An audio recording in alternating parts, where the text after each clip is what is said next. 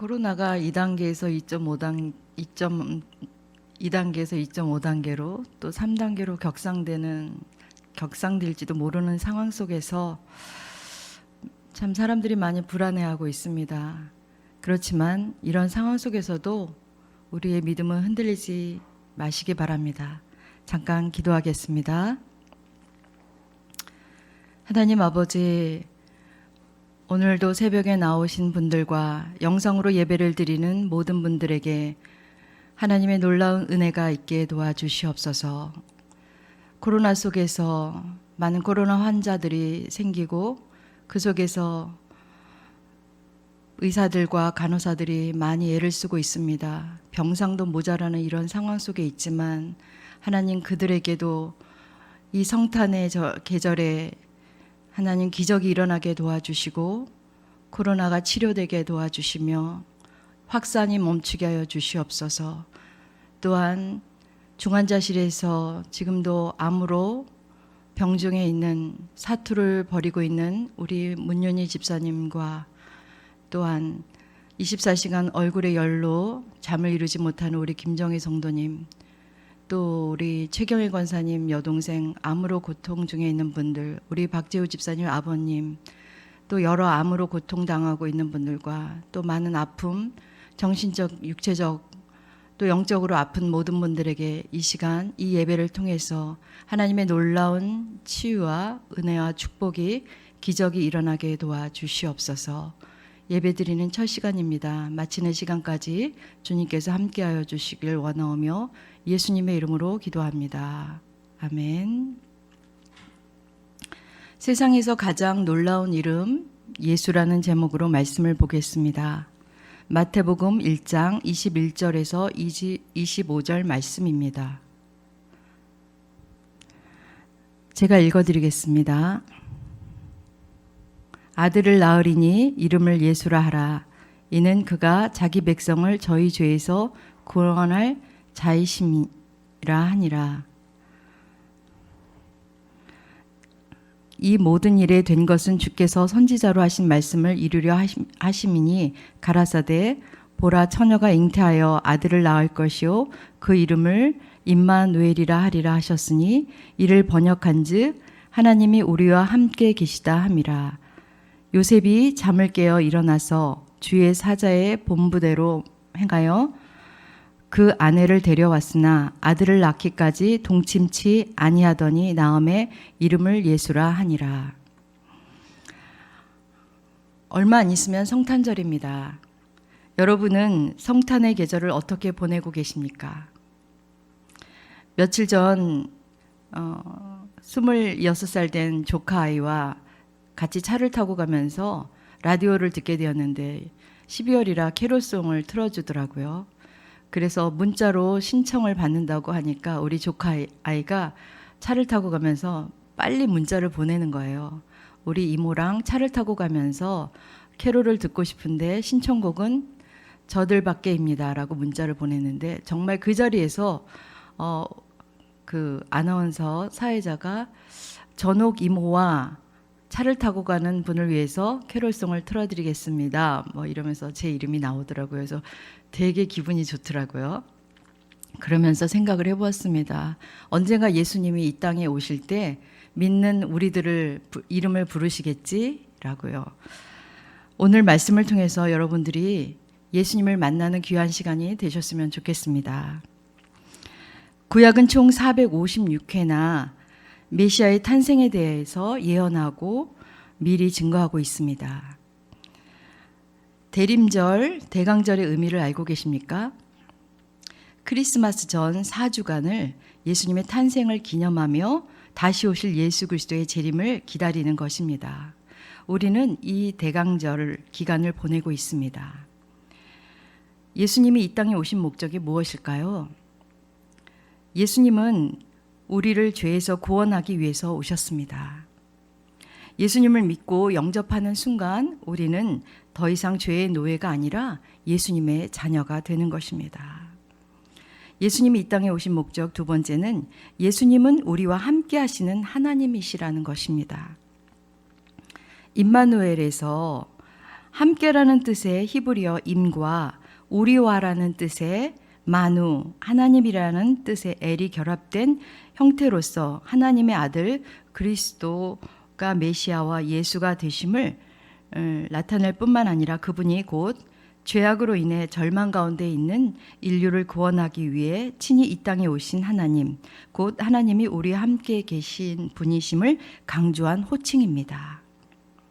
임마누엘의 대신 예수님께서 오늘 우리 삶에 개입하시며 우리를 도우시고자 하십니다. 그러기에 우리는 예수의 이름을 사용할 수 있는 자격이 우리에게 주어졌습니다. 예수님은 우리가 기도할 때 예수님의 이름을 사용할 수 있다고 말씀하셨습니다. 귀신을 쫓아낼 때 예수님의 이름을 사용할 수 있다고 말씀하셨습니다. 또한 병든 자를 위해 기도할 때 예수님의 이름을 사용할 수 있다고 말씀하셨습니다. 예수님께서 우리에게 예수님의 이름을 무제한으로 부를 수 있는 권리를 주셨습니다. 마가복음 16장 17절에서 18절 말씀을 보겠습니다. 믿는 자들에게는 이런 표적이 따르리니 곧 그들이 내 이름으로 귀신을 쫓아내며 새 방언을 말하며 뱀을 집어 올리며 무슨 독을 마실지라도 해를 받지 아니하며 병든 사람에게 손을 얹은즉 나으리라 하시더라. 이 말씀을 믿으십니까? 이 말씀을 믿는 자들에게 동일한 역사가 일어날 줄 믿습니다. 예수님의 이름 안에 부여된 권세를 경험한 사람들, 안진뱅이가 걷고 귀머거리가 듣고 소경이 눈을 뜨는 경우, 죽은 자들이 즉시 건강과 활력을 되찾는 경우를 성경은 기록하고 있습니다. 예를 들면 마태복음 8장 5절에서 10절 말씀을 보겠습니다. 예수께서 가버나움에 들어가시니 한 백부장이 나와 간구하여 이르되 주여 내 하인이 중풍병으로 집에 누워 몹시 괴로워하나이다. 이르시되 내가 가서 고쳐주리라. 백부장이 대답하여 이르되 주여 내 집에 들어오심을 나는 감당하지 못하겠사오니 다만 말씀으로만 하옵소서. 그러면 내 하인이 낫게 싸움나이다. 나도 남해수와에 있는 사람이요 내 아래에도 군사가 있으니 이더러 가라 하면 가고 저더러 오라 하면 오고 내 종더러 이것을 하라 하면 하나이다. 예수께서 들으시고 놀랍게 여겨 따르는 자들에게 이르되 내가 진실로 너희에게 이르노니 이스라엘 중 아무에게도 이만한 믿음을 보지 못하였노라. 이 로마 백부장이 어떤 말을 하였기에 예수님은 그토록 놀라셨습니까? 말씀만 하십시오. 바로 이 말씀입니다. 말씀만 하십시오. 저도 내 명령에 복종하는 100명의 군인들이 있습니다. 그들에게 오라 하면 오고 가라 하면 갑니다. 이것을 하라 하면 합니다. 주님, 저희 집까지 오실 필요가 없습니다. 바로 이곳에서 말씀만 하셔도 제 하인이 나을 것입니다. 예수님 안에 있는 모든 권세와 모든 능력이 그의 이름 안에 있다는 것을 백부장은 알고 있었습니다. 위례중앙교회 이만한 믿음을 보지 못하였노라 라고 예수님께서 칭찬할 수 있는 분들이 있습니까? 이만한 믿음을 본 적이 없다라고 칭찬받는 여러분들이 그런 주인공이 되셨으면 좋겠습니다. 예수님의 이름의 권세가 얼마나 놀라운지 보여주는 이야기가 사도행전 3장에 나옵니다.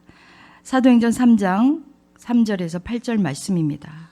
그가 베드로와 요한이 성전에 들어가려 함을 보고 구걸하거늘 베드로가 요한과 더불어 주목하여 이르되 우리를 보라 하니 그가 그들에게서 무엇을 얻을까 하여 바라보거늘 베드로가 이르되 은과 금은 내게 없거니와 내게 있는 것을 내게 주노니 나사렛 예수 그리스도의 이름으로 일어나 걸으라 하고 오른손을 잡아 일으키니 발과 발목이 곧 힘을 얻고 뛰어서서 걸으며 그들과 함께 성전으로 들어가면서 걷기도 하고 뛰기도 하며 하나님을 찬송하니 예수님의 이름의 권세가 얼마나 놀라운지 보여주고 있습니다.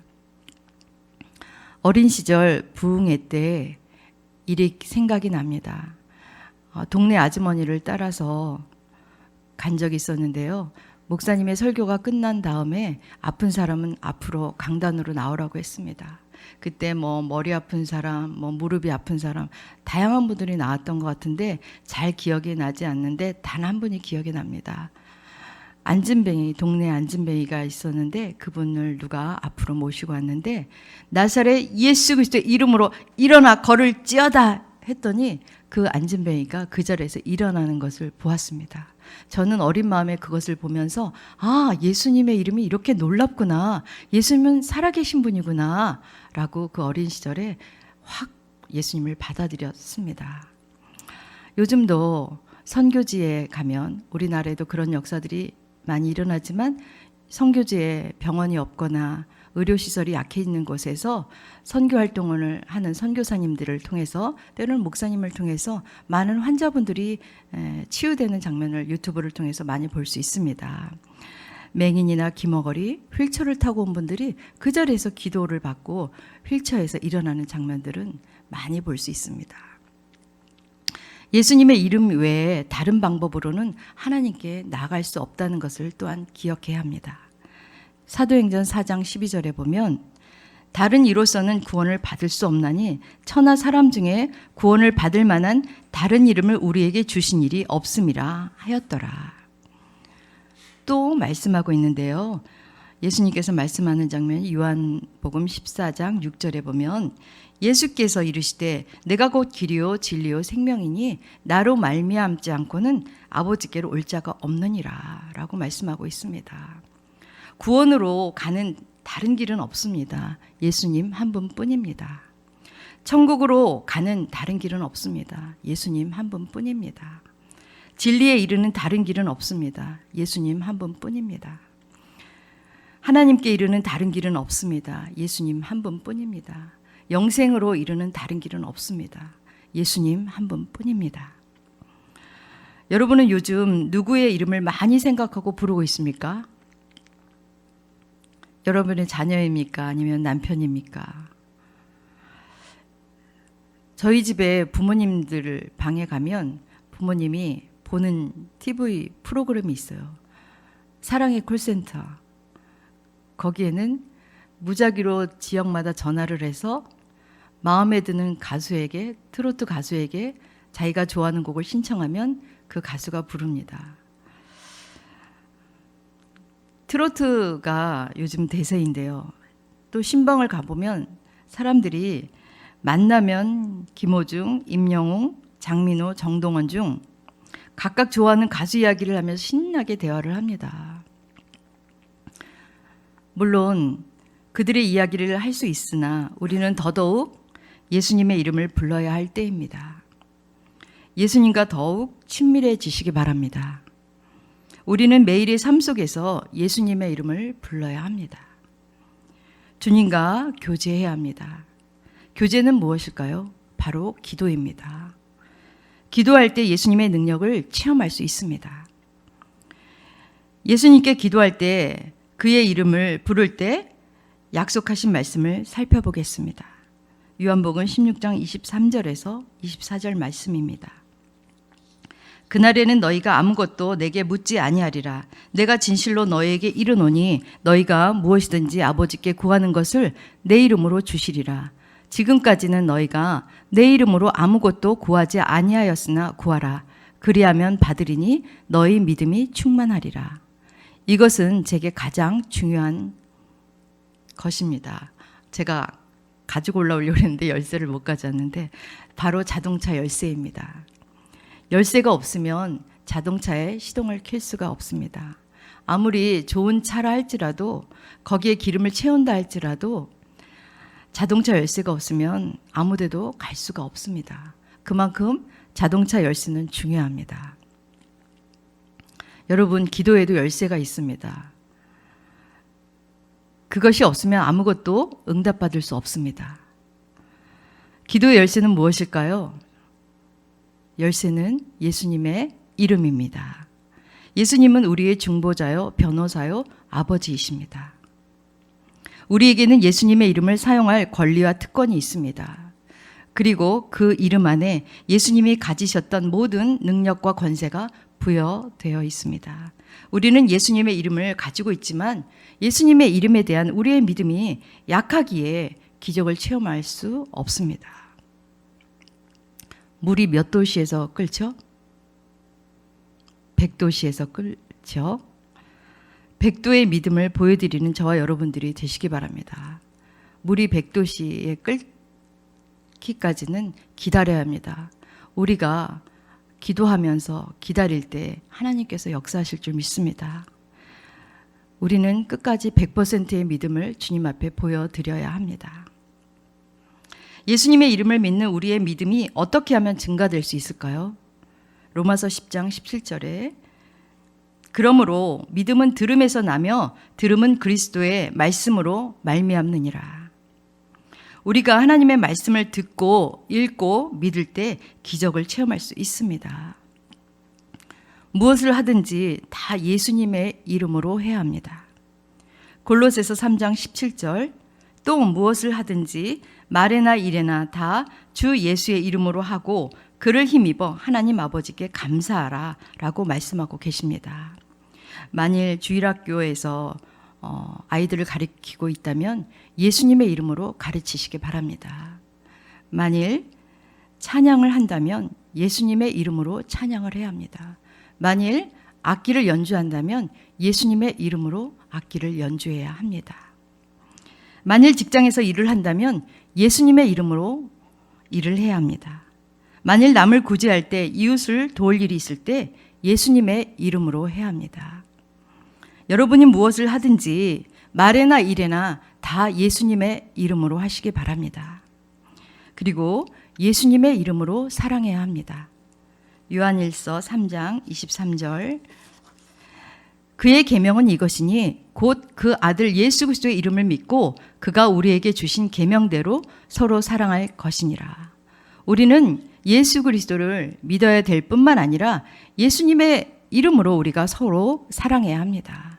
예수님의 이름으로 기도하며 예수님의 사랑을 가지고 기도할 때 병이 치유되고 귀신이 나갑니다. 케니스 해긴 목사님에게 63세 된 어떤 사람이 찾아왔어요. 그는 12살 때부터 담배를 피웠는데 담배를 끊고 싶은데도 끊을 수가 없는 거예요. 그래서 해긴 목사님에게 목사님 저 담배 좀 끊게 기도 좀 해주세요. 저 좀 도와주세요 라고 말을 했습니다. 케네스 해긴 목사님은 그에게 손을 얹고 이렇게 기도했습니다. 예수님의 이름으로 내가 당신의 삶을 지배하는 니코틴의 권세를 꺾어 버리노라. 나는 믿음으로 이 말을 하노라. 당신이 다음번에 담배를 피우면 구역질이 나게 될 것이요. 그 후 며칠 후 그 목사님에게 찾아와서 그는 다시 이렇게 말했습니다. 목사님, 그날 밤 저는 집으로 갔습니다. 보통 내가 잠자리에 들기 전에 마지막으로 하는 일은 담배를 피우는 것입니다. 이유는 모르겠지만 그날 밤 저는 담배를 피우지 않았습니다. 그 이튿날도 담배를 피우지 않았습니다. 그런데 집을 나설 때는 내 주머니에 담배는 넣어두었습니다. 이 남자는 트럭 운전사였는데 그 다음날 아침에 그가 아는 지인을 트럭에 태우게 되었습니다. 그 지인은 트럭에 타자마자 담배를 피웠습니다. 목사님, 내 생에 그렇게도 역겨운 적이 없었습니다. 그 친구가 담배를 피울 때 역겨워서 창문을 열었습니다. 창문을 열어도 참을 수가 없어서 마침내 그에게 담배를 꺼달라고 요청하지 않으면 안 되었습니다. 그는 완전히 담배를 끊게 되었습니다. 여러분들이 어떤 사람을 돕고 싶다면 예수님의 이름의 권세를 가지고 그들을 도울 수 있습니다. 여러분 주변에 병으로 고통당하거나 때로 육신의 병, 정신적인 병, 영적인 병으로 때로는 코로나로 힘들고 지쳐있는 분들에게 악한 영에게 사로잡혀 있는 자들에게 예수님의 이름의 권세로 도울 수 있습니다. 예수님의 이름에 권세를 입고 실천했던 존 레이크 목사님은 20세기 초에 사우스 아프리카로 갔습니다. 그분은 5년간 사역을 그곳에서 했는데 10,000명의 회심자를 얻었으며 625개의 교회를 세웠습니다. 어느 날 정부 지도자 중에 한 사람의 아내가 암 말기로 죽음 직전에 있었습니다. 그 남편이 존 레이크 목사님에게 오셔서 기도해 달라고 요청했습니다. 목사님은 그 여인이 고통 속에 비명을 지르는 그 여인의 모습을 보면서 불쌍히 여기는 마음으로 그 여인의 몸을 세워 두 팔로 붙잡고 불쌍히 여기며 울며 기도하였습니다. 그 목사님이 예수님의 이름으로 기도하는 동안 그 여인이 완전히 고침을 받았습니다. 말기암의 모든 증상이 사라졌습니다. 예수님의 이름은 놀랍습니다. 우리는 그 예수님의 이름을 가지고 있습니다. 우리는 예수님의 권세를 가지고 있습니다. 믿습니까? 예수님이 역사하신과 같이 우리도 이 세상에서 그러한 역사를 나타낼 수 있습니다. 예수님이 여러분의 내면의 의식 속에, 여러분의 마음에 들어가시도록 마음의 문을 여십시오. 그리스도께서 여러분 안에서 역사하기 시작하실 것입니다. 우리는 예수님의 이름으로 주의 일을 해야 합니다. 우리는 하나님 아버지의 영광을 위하여 예수님의 이름을 사용할 권리를 가졌습니다. 믿음을 가지고 예수님의 이름으로 나아가십시오. 고린도전서 3장 9절에 보면 우리는 하나님의 동역자들이라고 했습니다. 우리가 하나님과 함께 일할 때 우리는 기적을 행하는 자가 될 수 있습니다. 왜냐하면 그분이 기적을 행하시는 하나님이시기 때문입니다. 여러분, 예수님이 태권도를 하셨다면 몇 단 정도 되었을까요? 혹시 아시나요? 5단입니다. 왜냐하면 사단을 이겼기 때문입니다. 사단을 이겼기 때문에 사단을 이기신 예수님의 이름의 권세로 사단을 우리도 물리쳐야 합니다. 우리는 마귀에게 틈을 보여주면 안 됩니다. 에베소서 4장 27절에 보면 마귀에게 틈을 주지 말라고 했습니다.